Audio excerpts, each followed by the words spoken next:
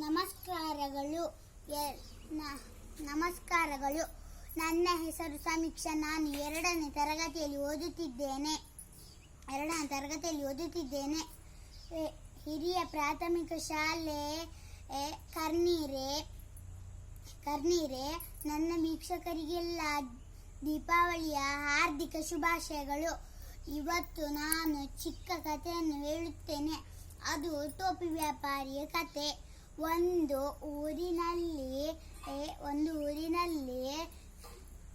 ಊರಿನಲ್ಲಿ ಟೋಪಿ ವ್ಯಾಪಾರಿಯು ಇದ್ದ.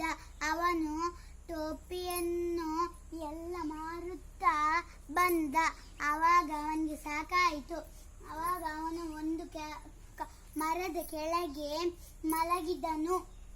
ಅವನಿಗೆ ಗಾಢ ನಿದ್ದೆ ಬಂದಿತ್ತು. ಆವಾಗ ಆ ಮರದ ಮೇಲೆ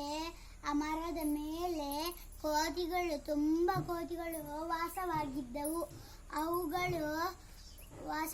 ಅವುಗಳು ನೋಡಿದವು ಕೆಳಗೆ ಆ ಟೋಪಿಗಳನ್ನು ನೋಡಿ ಕೆಳಗೆ ಇಳಿದು ಆ ಟೋಪಿಗಳನ್ನು ತೆಗೆದುಕೊಂಡು ಮೇಲೆ ಹೋದವು. ಆಮೇಲೆ ಗಾಢ ನಿದ್ದೆಯಲ್ಲಿ ಇರುವ ಆ ಟೋಪಿ ವ್ಯಾಪಾರಿಗೆ ಎಚ್ಚರವಾಗಿ ಅವನು ನೋಡುತ್ತಾನೆ. ಎಲ್ಲ ಕಡೆಗೆ ಹುಡುಕಿದನು, ಆದರೂ ಸಿಗಲೇ ಇಲ್ಲ. ಆಗ ಆ ಮರದ ಮೇಲೆ ನೋಡಿದ ಆ ಟೋಪಿಗಳನ್ನು ಹಿಡಿದುಕೊಂಡು ಆ ಕೋತಿಗಳು ಆಟವಾಡುತ್ತಿದ್ದದ್ದನ್ನು.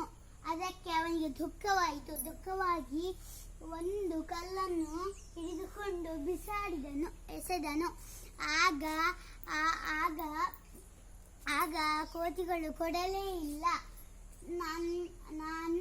ನನ್ನ ಟೋಪಿಗಳನ್ನು ಕೊಡಿ ಎಂದು ಕೋತಿಗಳಿಗೆ ಹೇಳಿದ. ಆದರೆ ಅವುಗಳು ಕೊಡಲೇ ಇಲ್ಲ. ನಾವು ಕೊಡುವುದಿಲ್ಲ ಎಂದು ಹೇಳಿದವು. ಅದಕ್ಕೆ ಅವನು ಏನು ಮಾಡಿದ್ದಾನೆ, ಆ ಬಾಳೆಹಣ್ಣುಗಳನ್ನು ಕಿತ್ತು ತಂದು ಎಲ್ಲ ಕೋತಿಗಳಿಗೂ ಹಂಚಿದನು. ಆಗ ಟೋಪಿಗಳನ್ನು ಎಸೆದನು. ಆವಾಗ ಎಸೆದದ್ದನ್ನು ಹಿಡಿದು ಪಡೆದನು. ಮತ್ತೆ ಅವನು ಟೋಪಿಗಳನ್ನು ಮಾರಲೆಂದು ಹೋದ. ನಮಸ್ಕಾರಗಳು. ದೀಪಾವಳಿಯ ಹಾರ್ದಿಕ ಶುಭಾಶಯಗಳು.